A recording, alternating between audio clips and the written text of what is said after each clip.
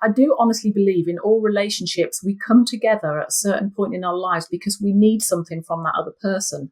We need something that we can't give ourselves, that we're completely unaware of. It's only when you realize you can give it to yourself, you then start to look at the foundation of that relationship.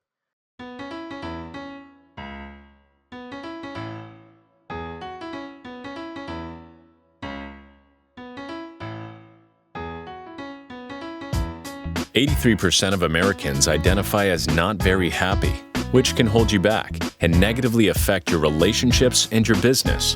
On this podcast, we discuss the proven steps to happiness so you can restore balance and rekindle your joy."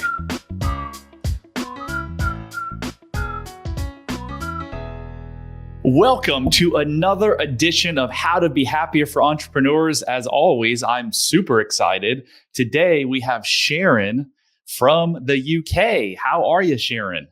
I'm good, thank you, Brad. Thank you for having me.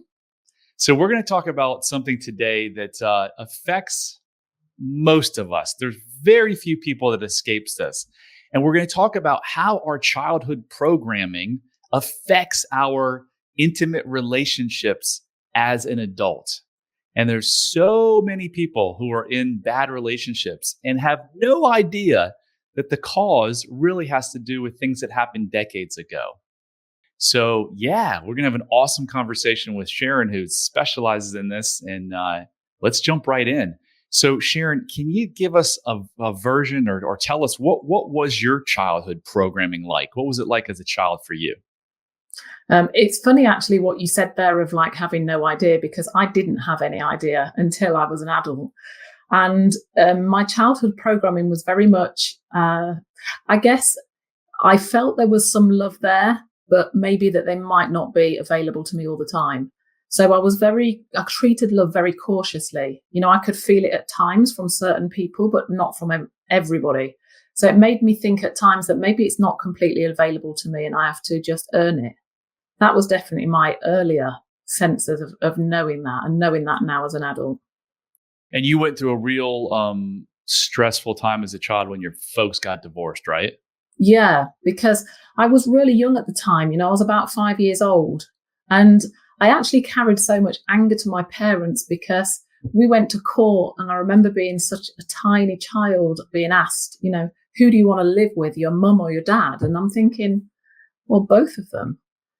And at that point, I remember choosing based on somebody else's needs, what was better for them. Ooh. And as an adult, I realize I've done that in most of my relationships. I've made decisions based on what's best for another person. Oh my gosh. How can a court system and how can a group of adults think that it's a good thing to bring a 5-year-old into court and ask what parent they should be with? Yeah. I know. Yeah. But for me, that was normal. It's when I became an adult and I had my own child, I'm like, that's not normal. Yeah. Wow. Yeah. I know someone who deals with severe anxiety as an adult, and he shared a very similar story that he had to pick. And when he picked, the parent who he didn't pick basically was like, cut him off. So you're forced to make a decision as a kid. You make a decision and then you are like ostracized from it. Just incredible. So how do you think that this emotional baggage from childhood uniquely shapes an individual's approach to personal and professional relationships in adulthood? I think that you either go one of two ways. You either go with what is safe, you know, the emotions that are safe, that you like to feel, or the ones that are familiar. And sometimes your familiar ones can feel safe, but they're not necessarily the right ones. Again, it's down to that people pleasing or choosing what is right for other people because that feels safe. You know, if you're picking up your environment and your perception of your environment, if you want it to be calm, you're going to make decisions based on that. And actually, like you just said about, you know, choosing a parent, for my whole life, I've always wondered why I'm so indecisive. And I now know. Wow. Tell us why. Because of maybe getting the decision wrong, you know, being that small child in court, making a decision. It was kind of like, you know, do you want a broken arm or a broken leg? Yeah. Neither. Yeah. So once you chose the parent, how did the other parent relate? I think this really had a negative impact on their mental health. And this is where the abandonment came in, because that person couldn't deal with the other parent getting custody and left. So I've always had some resentment there of, you've abandoned me. But actually, it's only as an adult and talking this through and vocalizing, because if I'm completely honest, I only did that last year. If tell that parent that, did you know I made this decision because of this? And that parent didn't know that until I said. So it brought a lot of healing. But in that process, it took probably 35 years of resentment. Wow. So, okay. So you said, when I asked you the question of how does it affect adult relationships, I think one of the things you said is you often will make a decision based on the other person's preference. Someone may be listening and be like, so what? What's wrong with that? What is wrong with that? Well, I didn't think there was anything wrong with that, because I was always, looking back now, I was oblivious, but in my head, I was, it was a happy life. It was fine. It was okay. I genuinely didn't think I had any trauma from childhood until recently. And it's only now when you look back, you go, oh, I've blocked all that. I've suppressed it. This did affect me. I was just going along with the treadmill of life. I wasn't actually making decisions that I wanted to do because I didn't know myself. So living your life for someone else's benefit is what I'm hearing. Yeah. And although it wasn't unhappy, it was still fun and joyous. You come to realize when you get to, I'm 44, I think, what have I done? What have I made consciously? What decision have I made consciously? Because, and I mean a proper decision from my heart and soul, rather than, let's do that. It sounds fun. Yeah. So you said you didn't know you had a traumatic childhood. And I think that, look, my father hit me with a belt and made fun of me. But 5 years ago, would I have said I had a traumatic childhood? I would have said no. My dad was just kind of a dick, right? Do you know that of the 100 clients I've served, I would bet you that 5 of them told me they had a really bad traumatic childhood? Yeah. Maybe 6, maybe 7. Because we as adults, your brain either you forget your childhood for one of 2 reasons. Either it was completely uneventful or it was so painful, you block it out. Yeah. So I think most of us are walking around thinking, why do I feel depressed? Why do I feel anxious? Why does my marriage suck so bad? Well, I hear all this childhood stuff, but that's not me. Like, it probably is you. And if you want to find out, there's a foolproof way to find out. Go and spend 3 minutes taking my self-love quiz at bradchandler.com/quiz. And it's going to tell you if you lack self-love, if you have mild self-love, you were not born with those things. They were formed, they were learned behaviors, and they were in response to most likely something that happened as a child. I would agree with that. Sharon, how could you fix something that you weren't aware of? Well, my personal experience was I had rapid transformational therapy because I wanted to be a rapid transformational therapy practitioner. And this is a true story. I genuinely remember at that first part when you have to present a problem going, well, I don't really have anything. That's how oblivious I was. I was like, oh, I don't really have anything.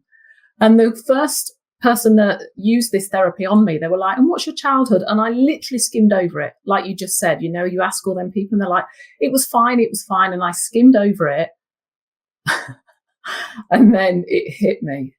The more I looked at it, the more I was like, oh, I normalized that. I absolutely normalized it. And it wasn't normal. But it was normal to you for all those years. There's a book on my shelf, The Myth of Normal, and that's the whole thing. We normalize. We've basically normalized that 33% of Americans are on an antidepressant or anti-anxiety drug. That's not normal. I know. Those people don't need to be on those drugs. Yeah. What they need to do is become aware of their childhood and how their programming is affecting them today. Yeah, absolutely. She mentioned RTT, Rapid Transformational Therapy. It's actually where we met. Yeah. I use that as part of my practice too. If you want to find more about RTT, just go to bradchandler.com/RTT. So all change begins with awareness, right? Yeah. This is the thing that I'm trying to shout from the mountaintops because I lived this for 47 years. I'm in the same boat you are, Sharon. I'm like, look, I smoke some weed. I drink. I had 2 marriages that didn't work out, but it's their fault. There's nothing wrong with me. My kids have behavioral problems. Well, a lot of kids have behavioral problems. What did I do wrong? I'm a great dad. I lost millions of dollars in business. All right, maybe I'm just not that smart. And it wasn't until I got the awareness that, oh my gosh, my childhood programming led me to believe that I'm not enough. And that's driving everything in my life. Yeah.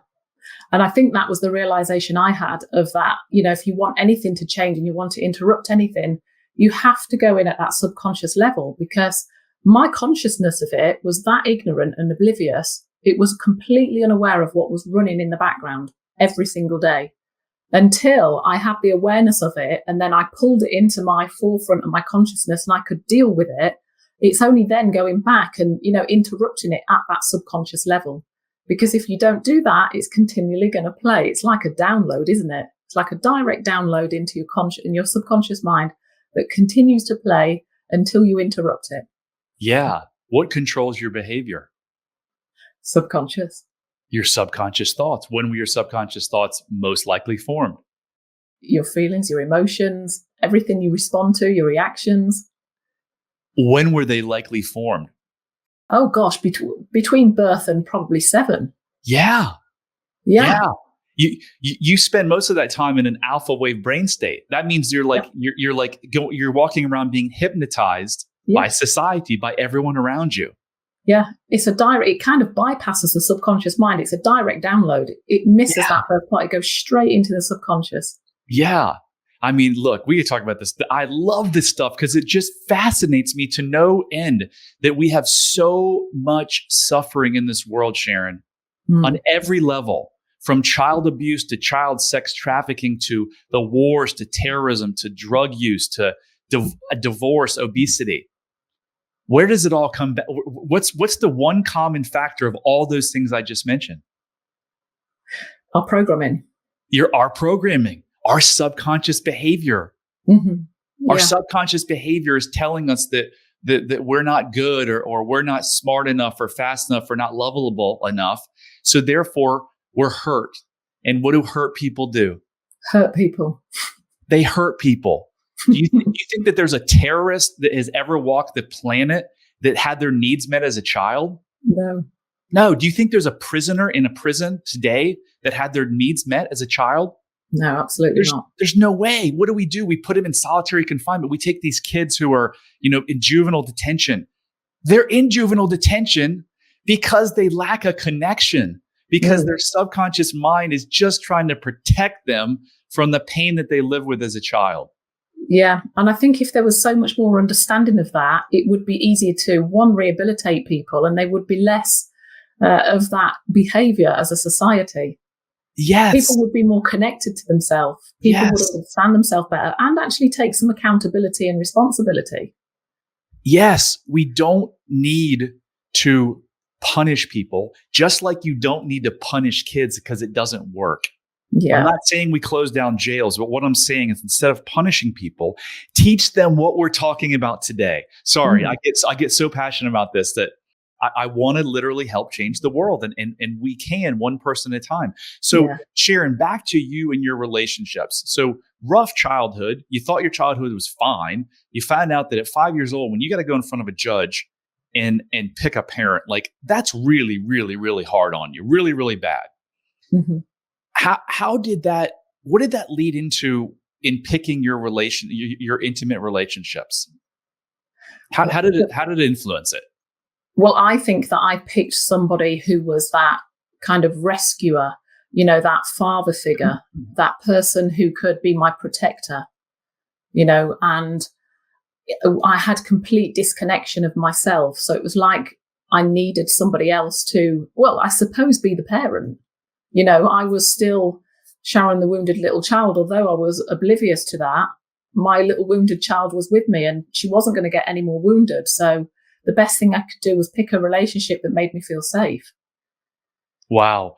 We talked a little bit before about, was that true love or was that a trauma bond connection?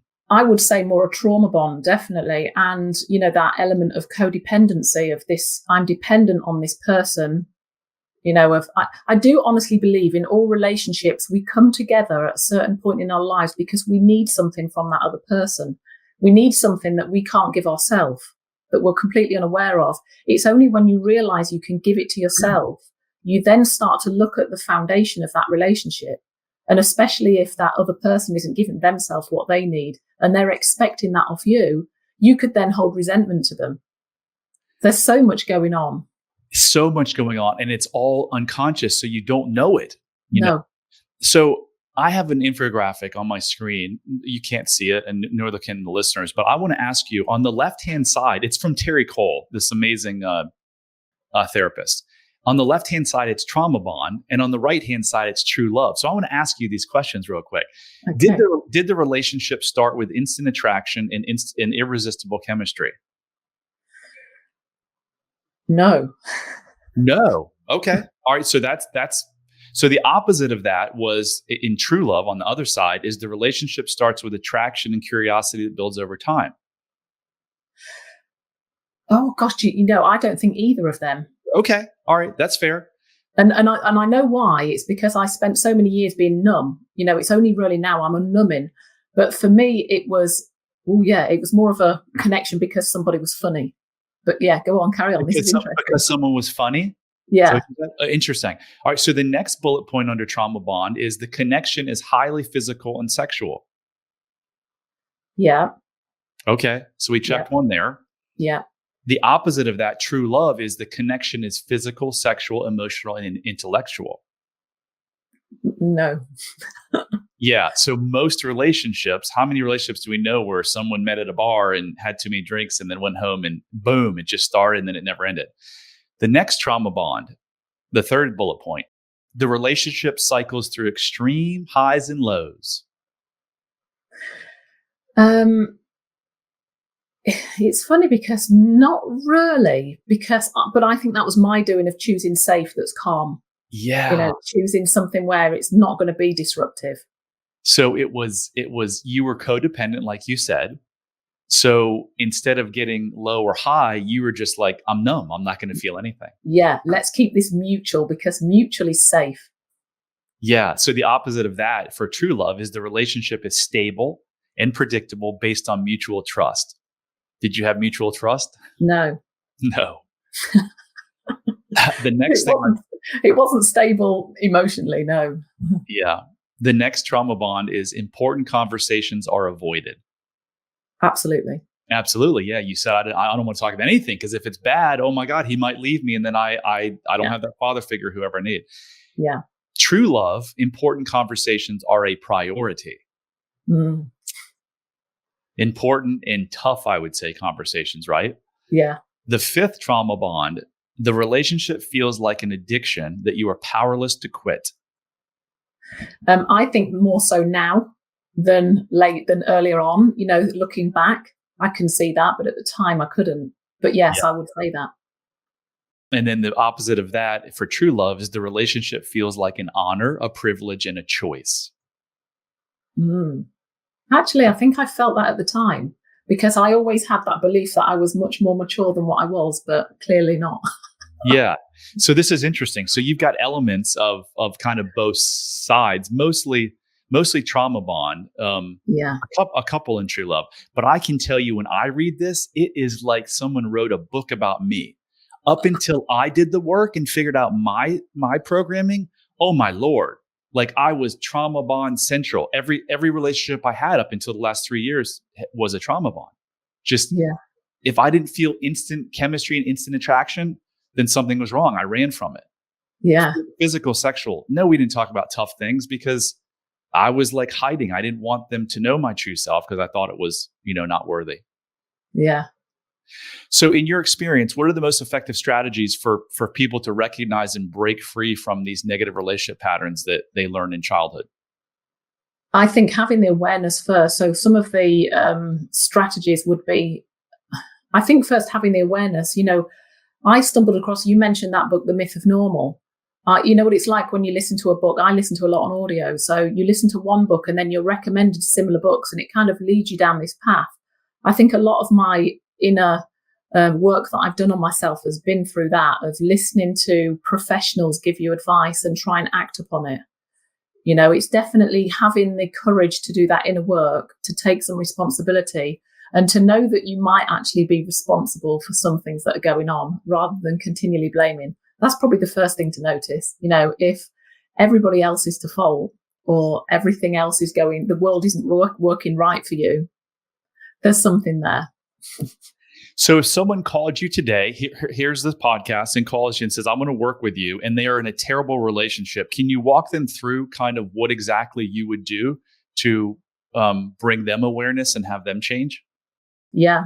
Again, it would be bringing them to that awareness, but almost bringing and instilling that inner cheerleader, but allowing them to connect with themselves again. Because once they connect with themselves authentically, and there'd be a few challenges that I would use to do that. And it would be simple things like, I want you to go home tonight and write 100 things that you like about yourself. Because that's like, what? People couldn't tell me 10.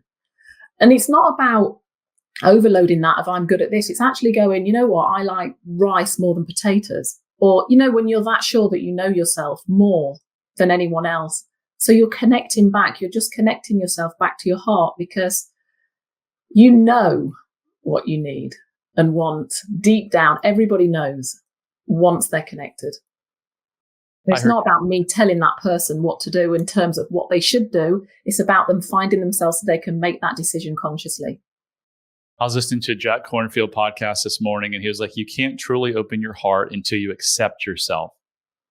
That's and so true. If you can't open your heart, how can you connect with a human being, like have a real deep connection, right? It's impossible. Yeah. So tell us more.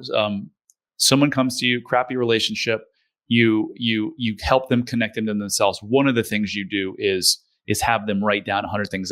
Tell us more. Like how do they get from, and whether it's a broken relationship or depression, anxiety, addiction, how do they go from the state that they don't want to the state that they do? It's bringing them to feelings. It's making what they're familiar with, the familiar feelings, thoughts, emotions, responses, making that unfamiliar, and whatever it is they want in their life, how they want to live, what they want to be, what they want to do, making that familiar. It's literally switching the two. And I suppose there's an element of being okay with the unknown, because I know sometimes that wobbles people, but being okay with the unknown and actually making sure that their familiar things or what is unfamiliar to them become familiar. And you're instilling that by repetition. Hypnosis is what I use, the rapid transformational therapy, where they're listening over and over again. So these words become instilled in them and they become like an inner cheerleader. So they can be guided by themselves. They don't need to keep looking for external validation or approval. They've got it within themselves. And why hypnosis? Why do you use hypnosis? There's all kinds of tools. What do you think of? What do you like about hypnosis? I just like the fact that you're exposed and you're in absolute connection with your true self. And I don't know about you, Brad, when you've done it, but you can tell when someone's not quite giving their true, you can sense it, can't you? And maybe I'll rephrase this question or do it in a different way. But once you get that exposure of, oh my gosh, this is me. And again, bringing the acceptance to that, because like you say about depression, anxiety, it's that people are they kind of don't know them. They're so disconnected that's where they're not congruent with their inner and outer self. And once you bring that back into alignment, so they're whole and they can complete themselves and they're not relying on anything external to make them whole, that's just a beauty. That's where the transformation and the healing begins. That's it. You have everything you need to be happy inside you right now. You just don't realize it. That's it. Everybody has that power. Everyone does. Everybody. You have it right now. And for 47 years, I searched for happiness and worthiness outside myself. Mm-hmm. And thankfully, at age 47, I realized I would have searched my entire life because it was here. It was right here all the time, right? Yeah. And do you notice this when you go back to certain books? Because I read certain books and I just don't get them. And then I read them back and I almost laugh at myself going, I know why you didn't understand that. Yeah, because you were blocked, right? Yeah. I think the beauty of hypnosis, and by the way, hypnosis was actually around before psychotherapy, before therapy, right? Yeah. It's been around for a long, long time, and it's helped millions and millions of people on so many levels. But it gets into your subconscious mind, right? Mm-hmm. And your subconscious mind is the source of all of your problems. And guess what? Your subconscious mind knows the source of your problems. Yeah. So when Sharon and I are working with clients and we go into hypnosis with the client, which is really just a deeply relaxed state. It's not like the, chasing the chicken around on stage. You're just deeply relaxed. And we basically just ask your subconscious mind, what's the source of whatever your problem is? Drinking too much, eating too much, crappy marriage. And almost every time the brain will go back to scenes, and they're almost always in your childhood, of, oh my gosh, I drink a lot now because I'm trying to numb the pain of my father hitting me, or my father not showing up to football games, or my mom always demeaning me. Whatever it is, your subconscious brain knows right now why you're struggling. So then why doesn't it do anything about it? Because it does what's familiar, doesn't it? It does what's familiar, because familiar is keeping you alive, and that its only job is to keep you alive. It doesn't care if you're happy or sad. Yeah. So we've got, so much therapy, unfortunately, focuses on the conscious mind and the symptoms. Oh, you got anxiety. Well, when do you get it? And what's preceded? And let's teach you some breathing exercises. It's like having a really bad toothache and, just having the dentist tell you just to brush your tooth more. No, that won't work. You got to get to the source of why does your tooth hurt? So what we do, the subconscious mind goes to the source. It's a beautiful thing. I've studied a lot of different modalities. I've looked at plant-based healing. I've tried plant-based healing. I've looked at a lot and studied a lot. And man, hypnosis is pretty powerful for so many reasons. Yeah, I would agree with that. And I try and explain it to people of, when you said I'm drinking, I'm doing this to numb the pain, you literally hear it with your mind. It's not like you hear it and know that with your ears. It's like, if you was to visualize hearing somebody you love talk, you hear that in your mind, not your ears. It's the same thing when you ask yourself those deep questions in hypnosis. You literally hear yourself answer. And you can't lie from it. You can't run from it. It's just about vocalizing it. And that's when you have the awareness. That's when it's like awakening, isn't it, to yourself? It's incredible. The 3-hour session that I went through, it wasn't actually hypnosis, but it was similar. I came out of there just a completely different human being. And you probably see this with your clients when you ask them at the end of the hypnosis session, how do they feel? The one thing I hear more than anything is, oh my gosh, I feel lighter. Lighter, always. I thought you was going to say that. Same to me. I feel lighter. And tell us why people say that. Why do they feel lighter? It's literally like they've taken off that rucksack that they've been carrying around for 45 years that's full of heavy burdened stones that they don't need anymore. And I use that analogy of like holding a glass of water out in front of you. It won't hurt for a minute, but if you held that glass of water like that for 45 years, I can guarantee that would really hurt your arm. Yeah. And it's the same thing. All you got to do is put the glass down. Yeah. Trevor Hall has a great song, Put Down What You're Carrying. I didn't even know I was carrying something, and nor did you, right? No. And nor do most of our clients. Uh-huh. But you're likely carrying some real heavy baggage, because if you are in a bad relationship, if you're not in any relationship at all because you're scared, if you drink too much, eat too much, smoke too much weed, whatever it is, it's not your fault. It's just from these childhood programming that are driving that behavior. Yeah. And once you figure it out, oh my Lord, life becomes really good. So I know you've worked with a lot of clients, Sharon. Does one client, could you possibly share a story of a client that came to you in XYZ shape and wanted to get to ABC state and how their life changed? Yeah. And I this is the one I shared just recently on my socials, and it was about a guy who had suffered with anxiety so frequently And he would mainly have this anxiety for two reasons. Like, if he got confused, it would trigger the anxiety. And likewise, if he was anxious, he would feel confused. You know, that kind of confusion state where you don't know what to do. It's like that freeze mode of your nervous system where you don't go into fight or flight, you just freeze. You don't know what to do. So his way of blocking that would be to use alcohol and drugs. And he did that for a long period of time until, you know, it got to the point where it's affecting his relationships, his career. He was at risk of losing his house. And he came to see me, and I was expecting actually it to be something quite traumatic from childhood, but it actually wasn't. It was more to do with the fact that his upbringing was, his parents were very loving, but they were the kind of people who were in social situations that could get out of hand.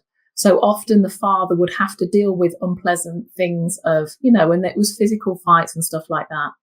And although that was hidden from the child was reassured. So my client as a child was reassured that everything's okay. There's nothing to worry about. Daddy will handle this. This is fine.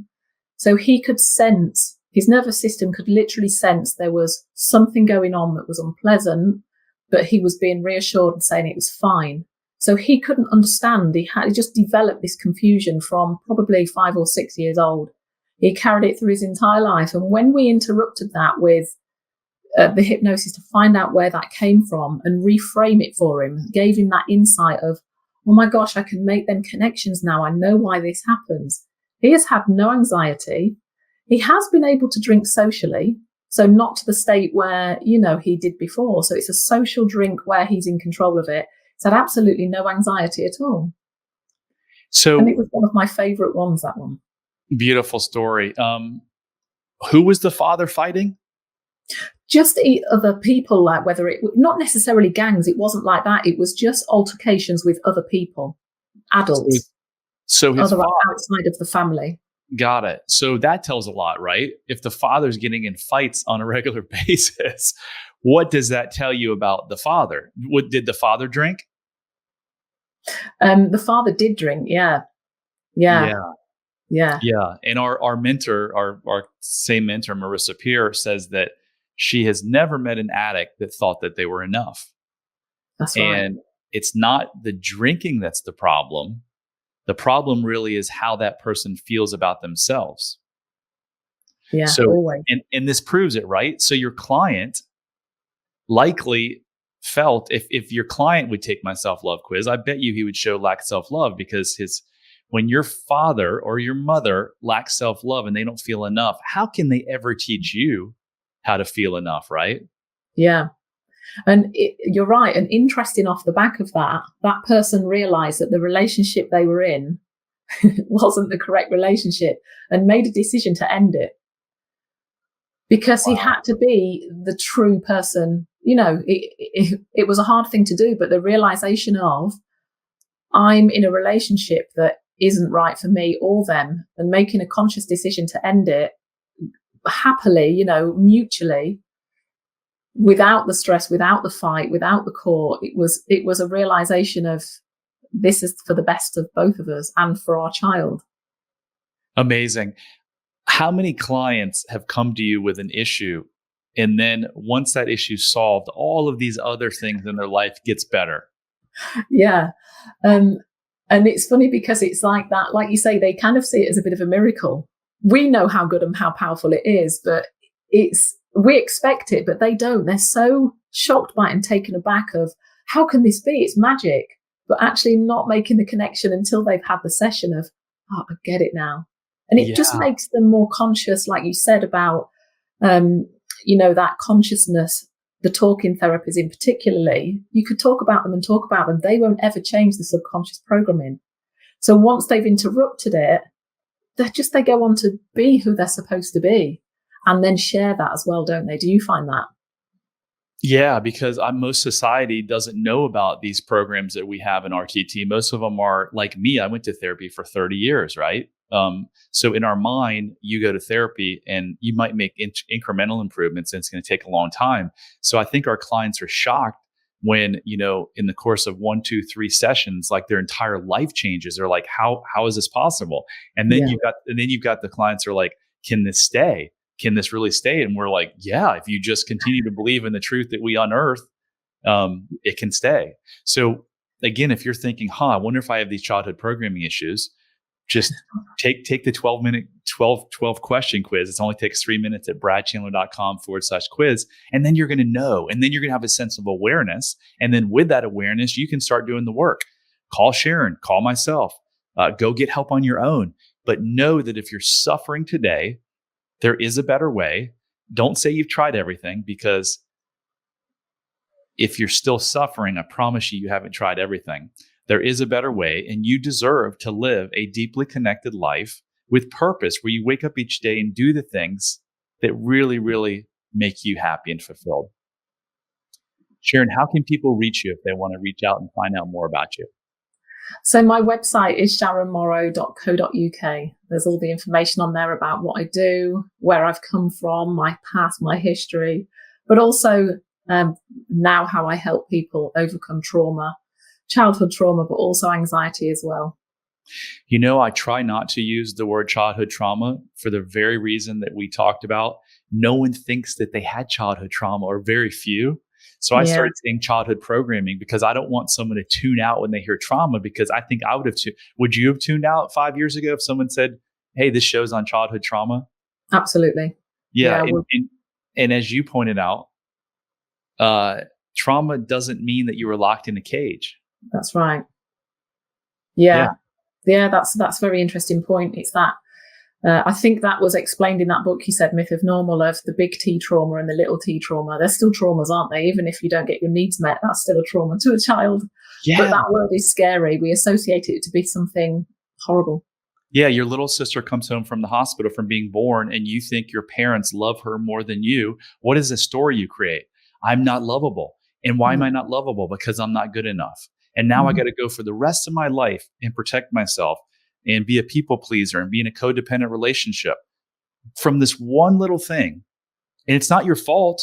It really hurt you as a child. Your brain did what it was supposed to, and it protected you, right? Yeah. So, okay. That concludes another episode of How to Be Happier for Entrepreneurs. If you've listened before, you know that I'm on a mission. I'm on a mission to help 1 million people find freedom and happiness. So I can't do it alone. I need your help. So if you enjoy this podcast, can you please do me a favor and share it, rate it, review it, anything you can to share this word, because we can together make this world a better place. Sharon, thank you so much. Thank you for having me. It's been great. And remember, love heals all. Hit subscribe if you don't want to miss out on more life-changing content. And if you're struggling, you don't have to. Go to bradchandler.com/contact. There, you can join the Facebook community of like-minded entrepreneurs, and you'll see a button to schedule your freedom and happiness call. See you on the next episode.